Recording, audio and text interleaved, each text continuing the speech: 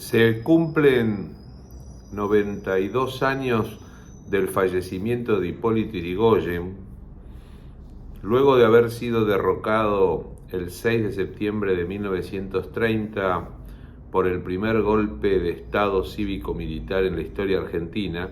que inició un largo ciclo de inestabilidad y de golpes e interrupciones de gobiernos democráticos y constitucionales.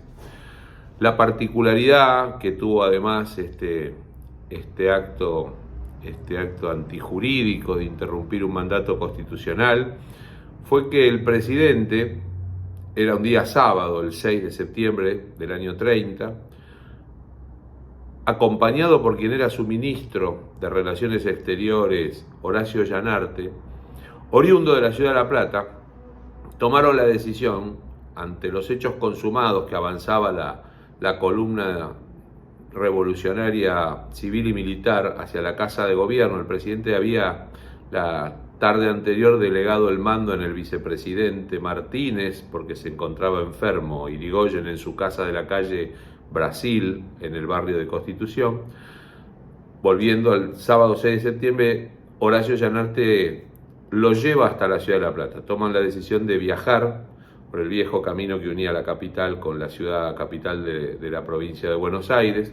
con la intención de resistir, organizar una resistencia, por lo pronto para asegurar la continuidad del régimen constitucional.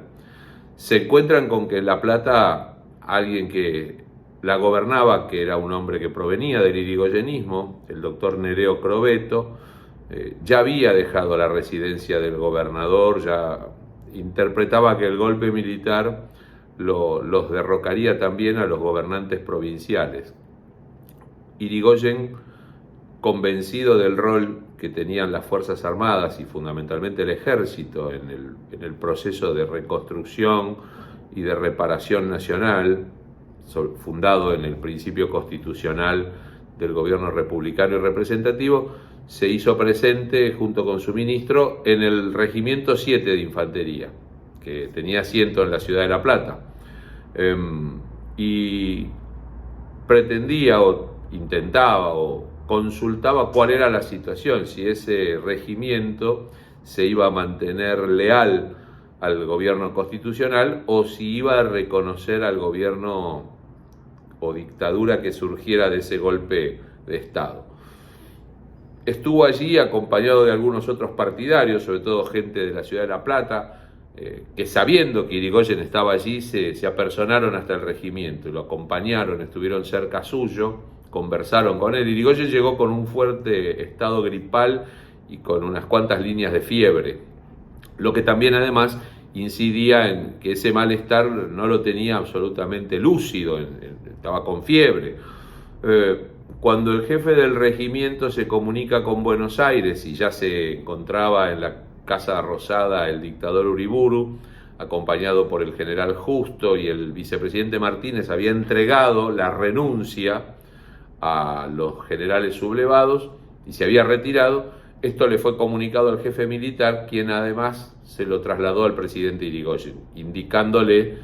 que el Regimiento 7 de La Plata iba a someterse a la autoridad del gobierno dictatorial que se acababa de instalar.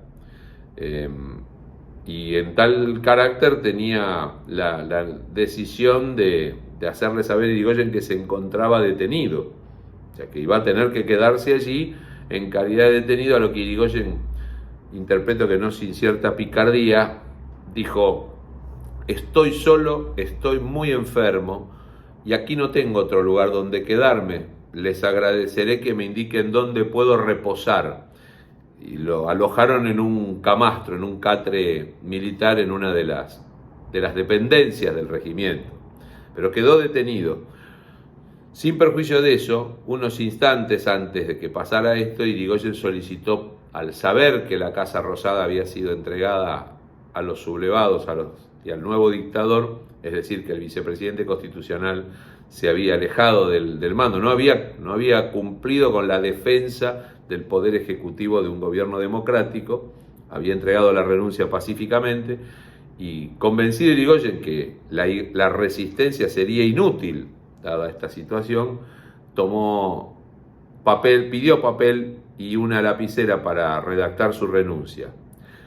Esas circunstancias que a veces suceden en los momentos históricos. Él no tenía una lapicera, sus más cercanos colaboradores no la tenían, el mismo jefe del regimiento tampoco tenía una, y en ese momento solicitaron a los que estaban en la antesala, donde se estaba produciendo esta conferencia entre el presidente depuesto y su carcelero militar, y estaba presente un amigo de los Irigoyen y de los radicales de ese momento en La Plata, el capitán Espeche, que había sido expedicionario del desierto y que había concurrido con sus hijos jóvenes con la idea de apoyar a Irigoyen si había resistencia. El capitán Espeche tenía una lapicera que le facilitó al presidente para que firmara de puño y letra la renuncia. Dice: ante los hechos acaecidos, renuncio en absoluto a la presidencia de la República. Dios guarde a vuestra excelencia, firmado Hipólito Yrigoyen. La lapicera la conservó Espeche y pasó de generación en generación. Estuvo alguna vez exhibida en el Instituto Irigoyeniano, fue objeto de algunas muestras alusivas a Irigoyen, a su vida, a su trayectoria política, y alguna vez la tuve en mis manos facilitada por un nieto del capitán Espeche, que era el embajador Miguel Ángel Espeche Gil, que también fue presidente del Instituto Irigoyeniano. La lapicera se conservó porque era una lapicera además histórica, porque había sido el objeto fundamental para un acontecimiento histórico, lamentable pero histórico, la renuncia de un presidente constitucional forzada por parte de autoridades militares que se habían sublevado contra la autoridad constitucional.